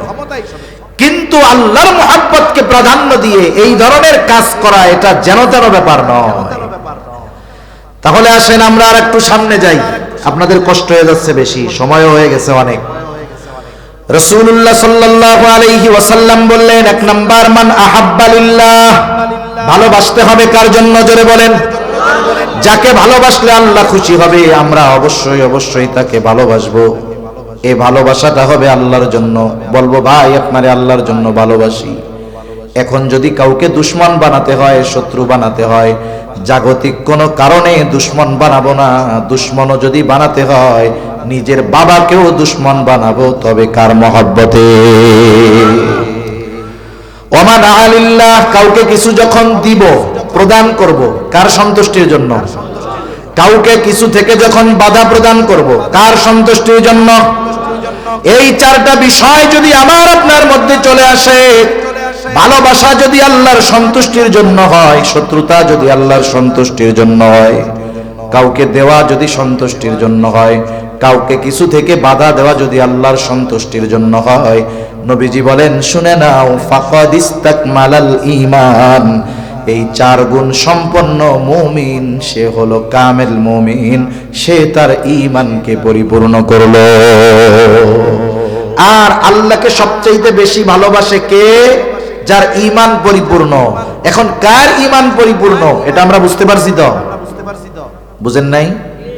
যার মধ্যেই চার গুণ থাকবে, ভালোবাসবে আল্লাহর জন্য, দুশ্মনী করবে আল্লাহর জন্য, কাউকে কিছু দিবে আল্লাহর জন্য, কাউকে কিছু থেকে বাধা দিবে আল্লাহর জন্য, তার ঈমান পরিপূর্ণ। আর ওই ব্যক্তির ব্যাপারেই আল্লাহ বলেন, ওয়াল্লাযীনা আমানু আশাদ্দু হুব্বাল লিল্লাহ, যেহেতু তার ঈমান পরিপূর্ণ আর সে আল্লাহকে ভালোবাসে, সুদৃঢ় ভালোবাসা। সুবহানাল্লাহ বলেন। তাহলে এক নম্বরে আমাদের সর্বোচ্চ ভালোবাসতে হবে কাকে? দুই নাম্বার, আল্লাহর রাসূলকে সর্বোচ্চ ভালোবাসতে হবে। আমি আলোচনা বেশি লম্বা করব না, আমি বেশি সময় আর কষ্ট দিব না। কেন নবীকে সবচাইতে বেশি ভালোবাসবো, এর দুই একটা কথা আমি বলবো আপনাদের। বলেন তো, আল্লাহকে ভালোবাসবো কেন? কারণ আল্লাহ আমাদের ভালোবাসে। মনে করেন আপনারে যদি একজন এই পরিমাণ ভালোবাসে যে সে আপনার জন্য জীবন দিতে প্রস্তুত, আপনিও তাই, তাহলে তাকে ভালোবাসতে গিয়ে জীবন দিতে হলে পিছপা হবেন? বলেন তো, পিছপা হবেন না, কমপক্ষে তো সমান সমান বাসবেন। এখন আসেন, আল্লাহরে যে আমরা সর্বোচ্চ ভালোবাসবো, কেন বাসবো এর একটা জবাব দেই পরের আলোচনায় যাওয়ার আগে। কষ্ট হচ্ছে না তো আপনাদের? ঘুম আসতেছে? তাকবীর দেন আবার, নারায়ে তাকবীর। মাশাআল্লাহ, বোঝা যাচ্ছে ঈমান দীপ্ত শক্তি কিছু আছে। এখন আল্লাহকে কেন ভালোবাসবো? বিষয় হলো আল্লাহ আমাদের সবচাইতে বেশি ভালোবাসে। আমাদের সবচেয়ে বেশি ভালোবাসে কে? কত ভালোবাসে একটা হাদিস বলি, এরপরে আমি পরের আলোচনায় যাই। আল্লাহ তাআলা আমাদের কত ভালোবাসে, কত ভালোবাসা আমাদের জন্য আল্লাহ তাআলার। রাসূল আকরাম সাল্লাল্লাহু আলাইহি ওয়াসাল্লাম বলেন, ইন্না লিল্লাহি মিআতু রাহমাহ আনজালা মিনহা রাহমাতান ওয়াহিদাতান বাইনাল জিন্নি ওয়াল ইনস ওয়াল বাহাইমি ওয়াল হাওয়া। নবীজি বলেন, আবু হুরায়রা রাদিয়াল্লাহু তাআলা আনহু থেকে বর্ণিত হাদিস, নবীজি বলেন আল্লাহ তাআলার কাছে 100টা রহমত আছে। এই রহমতের অর্থ ধরবেন ভালোবাসা। 100টা কি আছে? রহমত আসছে রহিম শব্দ থেকে। আমি যাক শব্দিক ব্যাখ্যা আর যাব না, তাহলে আরেক ঝামেলা হয়ে যাবে। রহমত মানে আপনি ভালোবাসাই অর্থ নেন। আল্লাহ তাআলার কাছে 100 ভালোবাসা আছে, 100 রহমত আছে। কয়শো? আনজালা মিনহা রাহমাতান ওয়াহিদাতান বাইনাল জিন্নি ওয়াল ইনস ওয়াল বাহাইম ওয়াল হাওয়াইম। ওই 100 ভালোবাসা থেকে একটা ভালোবাসা, 100 রহমত থেকে একটা রহমত, অথবা 100 ভাগ দয়া রহমত ভালোবাসা থেকে 1 ভাগ দয়া মায়া রহমত আল্লাহ তাআলা গোটা সৃষ্টি কুলের মাঝে বন্টন করে দিয়েছেন। পৃথিবীর শুরু থেকে নিয়ে শেষ পর্যন্ত শুধু মানুষ না, যত মাখলুক ছিল, আছে, আসবে, সকলের মধ্যে আল্লাহ তাআলা 100 ভাগ থেকে কয় ভাগ বন্টন করে দিবেন? জোরে বলেন। ওই 1 ভাগ থেকে একটা অংশ আমার আপনার নবীকে আল্লাহ তাআলা দিয়েছেন। ওই 1 ভাগ থেকে গোটা দুনিয়ার সব মা বাবার মধ্যে দিয়েছেন। সেটা হোক মানুষ, সেটা হোক জিন, সেটা হোক জঙ্গলের হিংস্র প্রাণী। সকল হিংস্র প্রাণীর মধ্যেও সন্তানের জন্য মায়া আছে না নাই? আল্লাহ তাআলা সকলের মধ্যে দিয়েছেন। আমার আপনার নবীকেও ওই 1 ভাগ থেকে একটা অংশ আল্লাহ তাআলা দিয়েছে। নবীজি বলেন, আখরাল্লাহু লাহু 99 রাহমা। বাকি 99 ভাগ ভালোবাসা, দয়া, মায়া, রহমত আল্লাহ তাআলা নিজের কাছে সংরক্ষণ করে রাখছে। কেন? 1 ভাগ দিছে গোটা সৃষ্টিকুলের মধ্যে, শুরু থেকে নিয়ে শেষ পর্যন্ত সকল প্রাণীর অন্তরে এই 1 ভাগের একটা অংশ গেছে। যেমন বিষধর সাপ, ওরও বাচ্চার জন্য মায়া আছে না নাই? ওই মায়াটুকুই 1 ভাগের একটা অংশ। বাপ কত হিংস্র বলেন তো, তার বাচ্চার জন্য তার অন্তরের মধ্যে মায়া, মহব্বত, ভালোবাসা আছে না নাই? ওই 1 ভাগের থেকেই একটা অংশ। নবীজি বলেন আল্লাহ তাআলা বাকি 99 ভাগ দয়া, মায়া, রহমত, ভালোবাসা নিজের কাছে রাখছেন। কেন? নবীজি বলেন ইয়াগফিরু বিহি ইবাদাহু ইয়াউমাল কিয়ামা। বাকি 99 ভাগ দয়া, মায়া, রহমত, ভালোবাসা দিয়ে আল্লাহ তাআলা কিয়ামতের দিন তার গুনাহগার বান্দাদেরকে ক্ষমা করে দিবে। তাহলে আল্লাহ তাআলা আমাদের সবচেয়ে বেশি ভালোবাসে। এই জন্য আমাদেরও সবচেয়ে বেশি ভালোবাসতে হবে কাকে? এই ভালোবাসা শুধু হুজুররা বাসবে আর মুরব্বীরা বাসবে, যুবকরা গিয়া যুবতীদের বাসবে, এরকম নাকি? তাহলে চিন্তা করে দেখেন, আমার আপনার অন্তরের মধ্যে ভালোবাসা আছে না? এই ভালোবাসা যদি আপনি অবৈধ জায়গায় ব্যয় করেন, আল্লাহর কসম এই ভালোবাসার খেয়ানত হবে। কিয়ামতের দিনের জবাব আল্লাহর কাছে দেওয়া লাগবে যে আমি তোর অন্তরে মহব্বত দিয়েছিলাম, ভালোবাসা দিয়েছিলাম, তুই অবৈধভাবে ভালোবাসা ব্যয় করেছিস, অথচ আমি আল্লাহ এবং আমার রাসূলের প্রতি তোর ভালোবাসা ছিল না, তুই খেয়ানতকারী, ঠিকানা জাহান্নামে যা। সেজন্য ভালোবাসার দামি সম্পদ। আমি ভালোবাসার ওয়াজ করতে চাইছি না, ভালোবাসা যে দামি সম্পদ বুঝতে পারছেন? ভালোবাসা যে বৈধ সম্পদ বুঝতে পারছেন? বৈধ সম্পদ বৈধ জায়গায় ব্যয় করতে হবে। বৈধ সম্পদ অবৈধ জায়গায় ব্যয় করলে গোনা না সওয়াব? জোরে বলেন কি হবে? বড় বড় গোনা হবে। এখন আসেন ফার্স্ট পার্ট কমপ্লিট, মোটামুটি সংক্ষিপ্ত সারে, যে আমাদের অন্তরে যে ভালোবাসা আছে এটা আমাদের পরিবার পরিজন, আত্মীয় স্বজন, মুমিনের জন্য হবে, তবে সম্পর্কের জন্য নয়। এই ভালোবাসাটাও হবে আল্লাহর জন্য। কার জন্য? যেহেতু আমরা আমাদের জীবনের সর্বোচ্চ ভালোবাসা রেখেছি কার জন্য? আল্লাহর জন্য। দ্বিতীয়, নবীজির জন্য হবে এর পরবর্তী ভালোবাসা। নবীজির জন্য ভালোবাসা হবে আমার আপনার জীবনের চাইতে বেশি। আল্লাহ এবং রাসূলকে ভালোবাসতে হবে। এখন নবীজিকে সর্বোচ্চ ভালো কেন বাসবো? নবীজিকে কেন ভালোবাসবো একটু শুনেন। একটা উদাহরণ দেই, অল্প সময়ের মধ্যে তাহলে শেষ করে দিতে পারবো। এখন আপনাকে একজন মানুষ শুধু বলে ভাই আপনারে খুব ভালোবাসি, কি বলে বলেন? বলে না দোস্ত তোমারে আমি খুব ভালোবাসি, দোস্ত তোমার লাইগা জীবতে পড়লে মা জীবন দিয়ে দেয়, মা বাবা জীবন দিয়ে দেয়, কিন্তু কঠিন মুসিবতের দিন যখন মানুষেরা পড়ে যাবে সেই দিন মা সন্তানকে চিনবে না, সন্তান মাকে চিনবে না। আল্লাহ তাআলা বলেন ইয়াউমা ইয়াফিরুল মারউ মিন আখিহি ওয়া উম্মিহি ওয়া আবিহি ওয়া সাহিবাতিহি ওয়া বানিহি লিকুল্লি ইমরিইম মিনহুম ইয়াউমাইযিন শা'নুন ইউগনি। আল্লাহ তাআলা বলেন কিয়ামতের দিন ভাই ভাইয়ের থেকে পলায়ন করবে, ওয়া উম্মিহি ওয়া আবিহি, পিতামাতার থেকে পলায়ন করবে, ওয়া সাহিবাতিহি ওয়া বানিহি, স্ত্রী সন্তানদের থেকে পলায়ন করবে। একটু চিন্তা করে দেখেন, দুনিয়ায় ভাই বিপদে পড়লে ভাই দৌড়ায়া যায়, দুনিয়ায় মা বাবা সন্তান যখন বিপদে পড়ে মা বাবা দৌড়ায় আসে, মা বাবার প্রতি সন্তানের কত মহব্বত থাকে, মা বাবা সন্তানের জন্য যদি জীবন দিতে হয় দুনিয়ায় জীবনও দিয়া দেয়।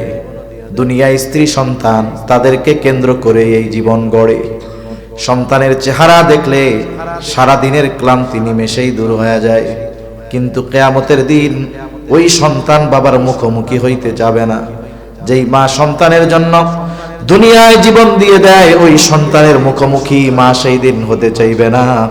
আল্লাহ তাআলা বলেন সবাই সবার থেকে পালায়া থাকবে, লুকায়া থাকবে, প্রত্যেকটা মানুষ তার নিজের চিন্তায় বিভোর থাকবে।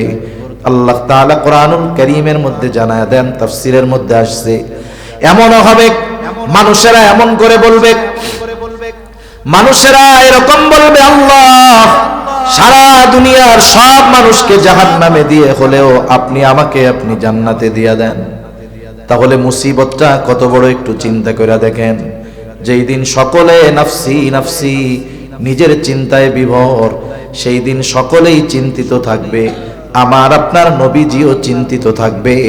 তবে নবীজি নিজের জন্য চিন্তা করবে না, নবীজি তার উম্মতের মাগফিরাতের চিন্তায় থাকবে। সেই দিন মা চিন্তা করবে ছেলেরে জাহান্নামে দিয়ে হলেও আমি যেন জান্নাতে যাইতে পারি, আর নবীজি উম্মতের চিন্তায় বিভোর থাকবে। কি করবে নবী সেই দিন? নবীজি আল্লাহ তাআলার কাছে উম্মতের মাগফিরাতে ফরিয়াদ করবে, সুপারিশ করবে। হাদিসের মধ্যে আসছে নবীজি একবার দৌড়িয়ে চলে যাবে হাউজে কাউসারের কাছে, না জানি তার কোন উম্মত হাউজে কাউসার থেকে পানি পান থেকে মাহরুম হয়ে যায়। আর একবার দৌড়ে চলে যাবে পুলসিরাতের কাছে, না জানি তার কোন উম্মত পুলসিরাত পাড়ি দিতে ব্যর্থ হয়ে যায়। নবীজি আর একবার দৌড়ে চলে যাবে জাহান্নামের কাছে, না জানি তার কোন উম্মতকে জাহান্নামে দিয়ে দেওয়া হয়। নবীজি আর একবার দৌড়ে চলে যাবে মিজানের কাছে, না জানি তার কোন উম্মত ওজনে ধরা পড়ে যায়। আবার যখন উম্মতের জন্য সুপারিশ দরকার, আল্লাহ তাআলার কাছে আয়েশা উম্মতের জন্য সুপারিশ করবে। হাদিসের মধ্যে আসছে সব নবী জান্নাত অভিমুখে রওনা হয়ে যাবে, সব নবী জান্নাতের দরজায় পৌঁছায়া যাবে, কিন্তু জান্নাতের দরজা বন্ধ, জান্নাতের দরজা খোলা হবে না। জিজ্ঞাসা করবে কি ব্যাপার, জান্নাতের দরজা খোলা হয় না কেন? জান্নাতের পাহারাদাররা জবাব দিয়ে বলবে, যিনি আসলে খোলা হবে তিনি এখনো আসেন নাই। তিনি কে? বলে তিনি হলেন মুহাম্মদুর রাসূলুল্লাহ সাল্লাল্লাহু আলাইহি ওয়াসাল্লাম। কোথায় তিনি? বলে তিনি এখনো হাসরের ময়দানে। নবীজি যতক্ষণ না তার ওই উম্মত যার যাররা পরিমাণ ঈমান আছে তার ব্যাপারেও আল্লাহ তাআলার কাছ থেকে জান্নাতের নিশ্চয়তা নবী যতক্ষণ না পাবেন, আমার আপনার নবী ততক্ষণ পর্যন্ত জান্নাত অভিমুখে রওনা হবে না। একটু চিন্তা করেন, আমি কোন পলিটিক্যাল লিডার বা পলিটিক্সের কথা বলি না, কিন্তু দেশের বড় পলিটিক্স যারা করে এরা আমাদের আশেপাশের কাছের আত্মীয় স্বজন। একটু চিন্তা করে দেখেন তো, একজন যখন এমপি ছিল তার পাশে সবাই গুড়গুড় করছে, তাই না? কত মহব্বত ভালোবাসা জীবন দিতে গেছে, ব্যক্তি তো বাইসা আছে, খালি তার এমপিত্ব নাই। এখন পাশে গিয়া মাসিও বসে না, ঠিক কিনা বলেন? এটা হলো দুনিয়ার ভালোবাসার প্র্যাকটিক্যাল একটা এক্সাম্পল। যে দেখেন দুনিয়ার ভালোবাসাটা 100% কোন না কোন ভাবে স্বার্থ জড়িত থাকে, কিন্তু নবী তার উম্মতকে যাররা পরিমাণ স্বার্থের জন্য মহব্বত করেন না।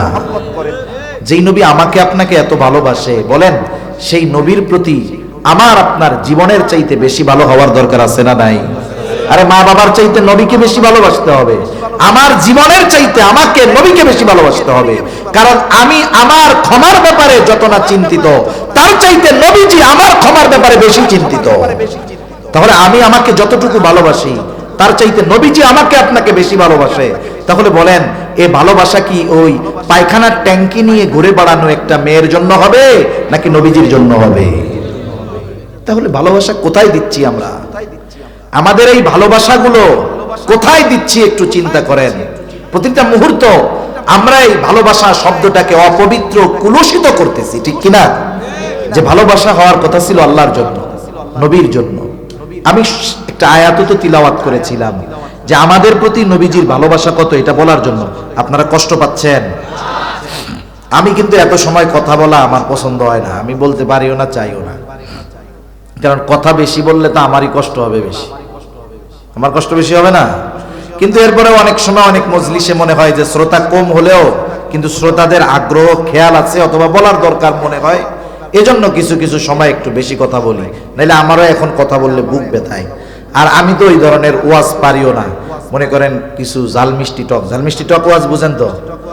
গান হবে, সঙ্গীত হবে। এক জায়গায় গেছি, তাফসিরুল কোরআন মাহফিল, এনারা তো ওয়াজ মাহফিল নাম দিছে, ঠিক আছে, তাফসিরুল কোরআন মাহফিল দিছে। আমার আগে একজন মুফাসসির তাফসির করতেছে। আমরা মুফাসসিরে কোরআন না, এই যে লেখছে বিশিষ্ট ইসলামী চিন্তাবিদ মুফাসসিরে কোরআন, এনাদের আমি মানা করছি কিনা আমার খেয়াল নাই, আমার দেখলে আমি এটা মানা করি, এই একটা বিষয়। আরেকটা হলো পোস্টারের মধ্যে আমন্ত্রিত ওলামায়ে কেরাম মোটা তাজা না করা ভালো। ওরা চিন্তা করছে হুজুর মনে হয় মোটা সোটা, এই জন্য হুজুরের নামটা একটু মোটা সোটা করে দেই, এই জন্য অন্যান্য হুজুররা একটু চিকুন চাকুন, এই জন্য অন্যান্য হুজুরদের একটু নাম চিকুন চাকুন করে দিচ্ছে। এটা ঠিক না। একটা পোস্টারের মধ্যে একটা ব্যক্তির শান, মান, মর্যাদা, অবস্থানের আলোকে নামের তারতিব হওয়া ভালো। মনে করেন এখানে একজন বড় একজন বুজুর্গ আলেম ছিলেন, এশার পর বয়ান করছে, জাউসার মাদ্রাসার মুহতামিম মুফতি জাহিদুল ইসলাম কাসেমি সাহেব, নামটা ছিল, উচিত ছিল হুজুরের নামটা উপরে দেওয়া। তাহলে এটা কি হইতো? সুন্দর এবং গ্রহণযোগ্য হইতো। সুন্দর এক জিনিস, গ্রহণযোগ্য আর এক জিনিস। কথা বুঝেন নাই? এজন্য আবার কর্তৃপক্ষ রাগ হয়ে আমার হাদিয়া কম দিয়েন না। আলহামদুলিল্লাহ, এটা আমি কথার কথা বললাম, একটু মজা করলাম আর কি। এমনি উচিত মুরব্বীদের নাম আগে দেওয়া। কে কখন বয়ান করবে ওটা প্রয়োজনে সময় লিখে দেওয়া যেতে পারে, যে ওনার বয়ান এই সময়, ওনার বয়ান এই সময়। এতে কি হবে? এতে মনে করেন ওনার নামটা নিচে দেখে আপনি মনে করেন না আমি খুশি হয়েছি, আমি তো লজ্জা পাইছি, আমার জন্য এটা লজ্জা লাগছে, বুঝেন নাই? এজন্য এই বিষয়গুলো আমরা একটু ভবিষ্যতে যারা মাহফিল করি একটু খেয়াল রাখবো, ইনশাআল্লাহ। রাখা যাবে না? ওলামায়ে কেরামের সাথে একটু পরামর্শ করে, হুজুর কার নামটা কিভাবে দিলে এইভাবে একটু ভালো হয় একটু বইলা দেন। এটা তাহলে সুন্দর হবে, সাথে সাথে কি হবে বলেন? গ্রহণযোগ্য হবে। কি হবে? গ্রহণযোগ্য হবে। তার রাসূল আকরাম সাল্লাল্লাহু আলাইহি ওয়াসাল্লাম আমাদেরকে কত ভালোবাসেন এ ব্যাপারে একটা আয়াত তিলাওয়াত করছিলাম। আল্লাহ তাআলা কি বলতেছেন ওই আয়াতে? বলবো? আল্লাহ তাআলা বলেন, লাকাদ জাআকুম রাসূলুম মিন আনফুসিকুম আজিজুন আলাইহি মা আনিতুম হারিসুন আলাইকুম বিল মুমিনিনা রাউফুর রহিম। আল্লাহ তাআলা বলেন, তোমাদের মধ্য থেকে তোমাদের জন্য এমন একজন রাসূলের আগমন হয়েছে, এমন একজন রাসূল এসেছেন, আজিজুন আলাইহি মা আনিতুম, তোমাদের জন্য যেটা কষ্টের সেটা তার জন্য কষ্টের। সহজ অর্থে বললে সমব্যথী। তার মানে আমরা যেটাতে কষ্ট পাই নবীজিও সেটাতে কষ্ট পায়। এখন প্রশ্ন হতে পারে, হুজুর আমরা কষ্ট পাইলে নবী কষ্ট পাবে কেন? কথা বুঝেন? আমি একটা উদাহরণ দেই, তাইলে বুঝতে সহজ হবে। মনে করেন অনেকের 2-3 বছরের ছেলে বাচ্চা আছে না? কার কার আছে? 2-3-4 বছরের বাচ্চা? এই যে কয়েকজন আছে, আপনার আর অন্যদের অনেকের ছিল কিন্তু বড় হয়ে গেছে এখন, তারাও কথাটা বুঝবেন। মনে করেন আপনার 2 বছরের 3 বছরের বাচ্চা, একটা ছোট বাচ্চা যখন সদ্য ভূমিষ্ঠ 5 মাস 3 মাস 4 মাস বয়স, সন্তান হিসাবে তার প্রতি মহব্বত থাকে কি থাকে না? কিন্তু ওই বাচ্চাটা যখন 1.5 বছর 1 বছর 1.5 বছর হয়, এক কথা বলার আগে 10 বার আব্বু ডাকে। বলেন তো মহব্বত আগের চাইতে বাড়ে না কমে? এই যে মোহাব্বত বাড়ে 2 বছর 1.5 বছর 3 বছরের বাচ্চা, মনে করেন এই বাচ্চাটা গভীর রাতে প্রচন্ড রকমের জ্বরাক্রান্ত হয়েছে, এতটা জ্বর, তার গোটা দেহ কেমন যেন আগুন ধরে গেছে, চোখ দুটো কেমন যেন বের হয়ে যাচ্ছে, ছলছল করতেছে চোখ দুটো। বাচ্চার কষ্ট হয়, জ্বরের তীব্রতায় শরীরের মধ্যে কাঁপুনি হয়ে গেছে, মুখ দিয়ে তার কষ্টের শব্দ বের হচ্ছে, আহ আহ। ছোট বাচ্চা, পাশে বসা আছে তার মা বাবা। এই অনুভূতি ওয়াজ করে বোঝানো কঠিন। আমি যদি ওই মা বাবাকে জিজ্ঞাসা করি যে এই পরিস্থিতিতে পড়েছে, যে বলেন তো ওই বাচ্চা অসুস্থ হয়ে যতটা কষ্ট পায়, তার পাশে বসে থাকা তার মা বাবা ওই বাচ্চার চাইতে কষ্ট কম পায় না বেশি পায়? অসুস্থ সন্তান কষ্ট পায় কে? মা বাবা। কিন্তু অন্য আরেক মা বাবা তো আপনার সন্তানের অসুস্থতায় ব্যথা কষ্ট পাবে না, আপনি কেন পান? কারণ আপনি একে সর্বোচ্চ ভালোবাসেন। নবীজি কেন আমাদের কষ্টে কষ্ট পান? কারণ নবীজি আমাদেরকে মা বাবার চাইতে বেশি ভালোবাসে। এই জন্য নবী চান না তার উম্মত কোনটা জাহান্নামে যাক। এজন্যই আল্লাহ তাআলা বলেন, ও দুনিয়ার মানুষ শুনে না, এই রাসূল হলো এমন এক রাসূল, যেই রাসূল তোমাদের কষ্টের কারণে সে কষ্ট পায়। 2 নাম্বার আল্লাহ তাআলা বলেন, হারিসুন আলাইকুম, রাসূল হলেন তোমাদের জন্য কল্যাণকামী, সর্বোচ্চ কল্যাণকামী নবীজি।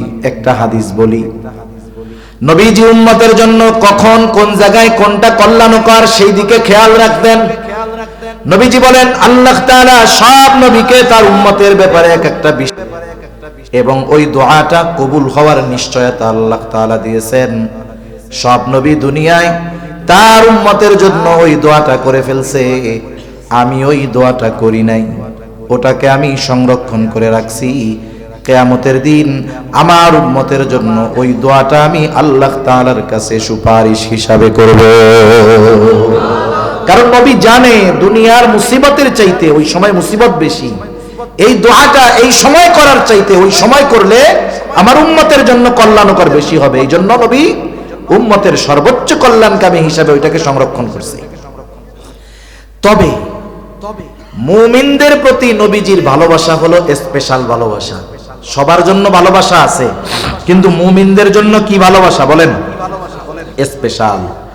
এজন্য আল্লাহ তাআলা বলেন, বিল মুমিনিনা রাউফুর রহিম, মুমিনদের জন্য তিনি হলেন রাউফ, তিনি হলেন রহিম। আল্লাহ তাআলার অনেকগুলো গুণবাচক নাম আছে, গুণবাচক নামগুলোর মধ্যে অন্যতম 2টি নাম হলো রাউফুর রহিম। এখন বলেন রাউফুর রহিম কে? আরো জোরে বলেন কে? রাউফুর রহিম আল্লাহ। দুনিয়ার কোন মাখলুক রাউফ হতে পারে না, দুনিয়ার কোন মানুষ রহিম হতে পারে না। অতি সদয় পরম দয়ালু একমাত্র আল্লাহ। কিন্তু নবীজির উম্মতের প্রতি কেমন দয়া, কেমন মায়া, কেমন সদয়, কেমন ভালোবাসা, এটা আমাদেরকে বোঝানোর জন্য আল্লাহ তাআলা নিজের সাথে যেই শব্দ রাউফুর রহিম, ওই 2টি শব্দ নবীর শানে ব্যবহার করে বলতেছে এই নবী হলো তার মুমিন উম্মতদের জন্য রাউফুর রহিম, অতি সদয় এবং পরম দয়ালু। নবীজি তার উম্মতের জন্য রাউফুর রহিম বলতেছে কে? আরে যার নাম সে যদি আরেকজনের শানে ব্যবহার করে এক্ষেত্রে তো আর শিরক হবে না, আমরা বলতে পারবো না। কিন্তু আল্লাহ বলতেছে এই নবী তার মুমিন উম্মতের জন্য রাউফুর রহিম তথা অতি সদয় পরম দয়ালু। কে? নবীজি। বলেন কে? তাহলে নবী আমাদের কত ভালোবাসে, এর চাইতে আর বোঝানোর কিছু আমার কাছে নাই। নবীজি যে আমাদের, নবী আমরা কত ভালোবাসি সেটা পরে রাখেন, নবীজি আমাদের কত ভালোবাসে এর চাইতে আমি আর কেমনে বুঝাবো, আমার আর যোগ্যতা নাই। আপনারা বুঝতে পারছেন? তাইলে এই পুত পবিত্র ভালোবাসা শব্দটাকে আমরা অপবিত্র বানায় ফেলতেছি, ঠিক না? যেহেতু আল্লাহ ভালোবাসে, আল্লাহকে ভালোবাসতে হবে। নবীজি আমাদের এইরকম ভালোবাসা বাসে। এখন আমরা যদি নবীজিকে ভালো না বাসি তাইলে আমাদের মতো নালায়েক আর কেউ আসেনি। এখন নবীরে ভালোবাসতে হবে, কেমনে বাসবো? নবীজিও জানে উম্মত তার প্রতি আমার ভালোবাসার খবর যাই না, আমাকেও ভালোবাসতে চাইবে। কেমনে আমার উম্মত ভালোবাসবে? হাদিস বলছিলাম, নবীজি বলেন, উম্মত টেনশন কইরো না। আরে আবু বকর তো নবীকে সামনে পেয়েছে, এই জন্য নবীর কথায়, নবীর মহব্বতে বাড়ির সব সম্পদাই না নবীর সামনে রাখছে। হযরতে তালহা নবীজিকে সামনে পেয়েছে, উহুদের ময়দানে শত্রুর অস্ত্রের আঘাতের সামনে নিজের বুকটাকে নবীর জন্য ঢাল বানায়া দিছে। আমরা তো নবীকে সামনে পাই নাই, কেমনে ভালোবাসবো? নবীজিও জানায়া দেন কেমনে ভালোবাসবা, শোনো। মান আহাব্বা সুন্নতি ফাকাদ আহাব্বানি ওয়া মান আহাব্বানি কানা মাই ফিল জান্নাহ। নবীজি বলেন, যে আমার সুন্নতকে অনুসরণ করলো, মোহাব্বত করলো, সে আমি নবীকে ভালোবাসলো। আর নবীকে যে ভালোবাসবে, নবী জানায় দেন নবীর সাথে সে জান্নাতে থাকবে। তাহলে নবীর সুন্নতকে মোহাব্বত করলে নবীকে ভালোবাসা হয়, ঠিক কিনা বলেন? নবীকে ভালোবাসলে নবীর সাথে জান্নাতে থাকা যায়। নবীর সাথে জান্নাতে থাকতে পারা এটা বড় সৌভাগ্যের ব্যাপার। আমরা আমাদের প্রিয়জনদের সাথে একটু সময় কাটানোর কত চেষ্টা করি, কিন্তু নবীর সাথে থাকতে পারা এটা কত সৌভাগ্যের ব্যাপার। নবীজির মুখে যখন হযরত আনাস রাদিয়াল্লাহু তাআলা আনহু শুনলেন, লম্বা হাদিস, নবীজির মুখে শুনলেন, নবীজি বললেন, আল মারউ মা'a মান আহাব্বা, যে যাকে ভালোবাসে তার সাথে অবস্থান করবে, এটা শুনছে। হযরত আনাস রাদিয়াল্লাহু তাআলা আনহু বলেন, নবীর সাথে জান্নাতে থাকতে পারবো, এই কথাটা শুনে আমরা তথা সাহাবায়ে কেরাম এতটা খুশি হয়েছে যে ইসলাম আসার পরে আর কোনো কথার দ্বারা আমরা এতটা খুশি হই না। তাহলে নবীর সাথে থাকতে পারা এটা কত বড় সৌভাগ্যের ব্যাপার। এখন নবীর সাথে যদি থাকতে হয়, তাহলে তো আমাদেরকে আগে জান্নাতে যাওয়া লাগবে। জান্নাতে গেলেই না সুযোগ আছে, ঠিক না? এখন জান্নাতে যাইতে চাই কারা কারা? হাত উঁচা করি। নারায়ে তাকবীর, নারায়ে তাকবীর, নারায়ে তাকবীর। জান্নাতে যদি যেতে চাই, নবীজি বলেন, কুল্লু উম্মতি ইয়াদখুলুনাল জান্নাতা ইল্লা মান আবা। নবী বলেন, আমার সব উম্মত জান্নাতে প্রবেশ করবে, আবা উম্মত ছাড়া। জিজ্ঞাসা করা হলো, ইয়া রাসূলুল্লাহ, আবা উম্মত কারা? নবীজি বলেন, মান আতাআনি দাখালাল জান্নাহ ওয়া মান আসানি ফাকাদ আবা। নবীজি বলেন, যারা আমার আনুগত্য করলো তথা আমার সুন্নাত অনুসরণ করলো, এরা জান্নাতে যাবে। আর যারা আমার অনুসরণ করলো না, আনুগত্য করলো না, সুন্নাত মানলো না, নবীজি বলেন এরা আবা উম্মত, এরা জাহান্নামে যাবে। এই দুই হাদিসের সংমিশ্রণ করলে, এই দুই হাদিসের সার নির্যাস হলো, নবীকে যারা, নবীর সুন্নতকে যারা মুহাব্বতের সাথে অনুসরণ করবে, ওই মানুষগুলো জান্নাতে যাবে এবং নবীর সাথে তারা থাকবে। এই নিয়ামত, এই বরকত আমরা সকলে অর্জন করতে চাই কি চাই না? তাহলে আফসোসের বিষয় হলো, এটাও চাই নবীর জন্য জীবনও দিতে পারি, কিন্তু যদি নবীর জন্য সুন্নাতের কথা বলে, সুন্নাত মানতে আমরা রাজি নেই। আপনি যদি নবীর জন্য জীবন দিতে পারেন, তাহলে নবীর জন্য দাড়ি রাখতে সমস্যা কোথায়? আপনি যদি নবীর জন্য জীবন দিতে পারেন, তাহলে নবীর জন্য লম্বা জামা গায়ে দিতে অসুবিধা কোথায়? তার মানে বোঝা গেল, আমরা নবীকে যে ভালোবাসার কথা বলি, এটা আসলে ফেক ভালোবাসা। ফেক ভালোবাসা তো চিনেন, ফেক আইডি চিনেন না? দামি ভালোবাসা, ফেক ভালোবাসা। এই ভালোবাসার দাম আছে, জোরে বলেন না আছে? এখন অনেকে কইব, হুজুর আপনাদের কাছে কি আর সুন্নাত টুন্নাত নাই, খালি দাড়ির কথা কর। দাড়ি হলো এমন এক সুন্নত, যেই সুন্নাত অন্যান্য অনেক সুন্নাত পালনে সহায়ক হয়। দাড়ি হলো এমন সুন্নাত যেটা মানুষকে গুনার থেকে বাঁচায়, ঠিক কিনা কর? আচ্ছা, মনে করেন একজন লোক এলাকায় আসছে, দাড়ি দড়ি কিচ্ছু, আমি কোনো দাড়ি যার নাই তারে ছোট করতেছি না, আমরা দোয়া করি আল্লাহ তাআলা প্রত্যেকটা মুমিনের মুখকে নবীর সুন্নাত দাড়ির দ্বারা ভরপুর করে দেন, সকলে বলি আমিন। অনেক সময় হতে পারে, এমনটাও হতে পারে, একজন দাড়িওয়ালা মানুষের আল্লাহর প্রতি যেই ভয়, তার চাইতে দাড়িবিহীন লোকটার অন্তরে আরো বেশি ভয় থাকতে পারে কি পারে না? তাহলে আমরা আফসোস করি কেন? যেই লোকটার আল্লাহর প্রতি এত মহব্বত, এত ভালোবাসা, এই লোকটার সুন্নাত মানতে অসুবিধা কোথায়? এই জন্য তার জন্য আফসোস করি। দাড়িবিহীন লোককে ঘৃণা করি না, তাদের জন্য আমরা আফসোস করি। কি করি বলেন না? আফসোস কেন? কার জন্য করেন? যার প্রতি মহব্বত আছে তার জন্য, ঠিক কিনা? সেজন্য কোনো দাড়িজার নাই, তাকে কোনো সময় আমরা টিটকারি করে খোসা দিয়ে কথা বলবো না। যা বলার আমি বলি, আপনারা কিছু বলবেন না। দোয়া করবেন, বুঝাবেন। এখন দাড়ির কথা কেন বলি?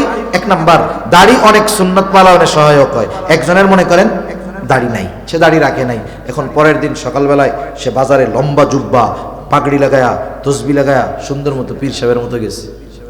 যারা ওনারে চিনি অধিকাংশ কেউ দেখ দেখ কি বড় বাটপার, দেখছস সিটিং বাস, কি দাড়ি দুড়ি নাই, পীর সাহেব সাজছে। খোসা কথা বলবে কি বলবে না? এখন দেখেন, কিন্তু দাড়িওয়ালা যদি ওই পোশাকটা পরে যায়, মানুষের তিরস্কারও করবে না, খোসাও মারবে না, কারণ পোশাকের সাথে সুরাতের সাথে একটা অ্যাডজাস্টমেন্ট আছে, ঠিক কিনা বলেন? এই যে দেখেন, আপনি লম্বা জামা গায়ে দিতে এখন আপনার ঝামেলা মনে হয়, কিন্তু দাড়ি যখন রাখবেন না, এটা গায়ে দিতে আর ঝামেলা মনে হবে না। এরকম অনেক সুন্নাত আছে, এক দাড়ির জন্য সহজ হয়ে যায়। আবার দেখেন, দাড়ির জন্য গোনা থেকে বাঁচা যায়। মনে করেন রাস্তা দিয়ে একটা মেয়ে হেঁটে যাচ্ছে, এই জায়গায় দুইজন, একজন বেনামাজি দাড়িহীন আর একজন নামাজি দাড়িওয়ালা, নামাজি দাড়িবিহীন আর বেনামাজি দাড়িওয়ালা, দুইজনই তাকায় রয়েছে এদিকে। এখন মানুষজন যদি দেখে যে এই দুই লোক তাকায় আছে, ওই দাড়িবিহীন নামাজিরে কিছু বলবে না, দাড়িওয়ালারে বলবে ওরে বাবা দাড়িও রাখো আবার এরকম। তাহলে তার মানে দেখেন, দাড়িওয়ালারা ইচ্ছায় না হলেও অনিচ্ছায়ও অনেক সময় গুনার থেকে বাঁচার চেষ্টা করে। এটা দাড়ির একটা আজমাত। কেন দাড়ি রাখেন না? অনেকে বলে দাড়ি রাখলে চাচা বলবে, আরে বলুক না চাচা, অসুবিধা কি? দুনিয়ায় যদি দাড়ি রাখার কারণে কেউ আপনারে তিরস্কার করে, এই তিরস্কৃত হইলেন দুনিয়ার কারো জন্য নয়, তো নবীর সুন্নাতের জন্য হইছেন, ঠিক কিনা বলেন? আরে আপনি যদি কোনো বড় নেতার জন্য মানুষের কথা শুনেন, মায়ের খান, নেতার কানে যদি খবর যায় যে ভাই এই যে অমুকে আপনার পক্ষে স্লোগান দেওয়ার কারণে এই মায়ের দিছে, এই দিছে, ওই নেতা আপনার টাইনা নিয়ে সবার সাথে সামনে হাত উঁচা করবে, দেখো ওই যে আমার একজন নিবেদিত কর্মী, আমার একজন একনিষ্ঠ ভক্ত। দুনিয়ার একজন নেতা যদি তার পক্ষে বলার কারণে তিরস্কৃত হয়, সে যদি মুহাব্বত করে কাছে নেয়, তাইলে মুহাম্মাদুর রাসূলুল্লাহর সুন্নাত অনুসরণ করতে গিয়ে যদি দুনিয়ার মানুষের কথা শুনতে হয়, মুহাম্মাদুর রাসূলুল্লাহ এই মুহাব্বতের প্রতিদান আল্লাহ তাআলার কাছ থেকে নিয়ে দিবেন কি দিবেন না? নবীজির জন্য কথা শুনলে ওই তিরস্কার হবে পুরস্কার।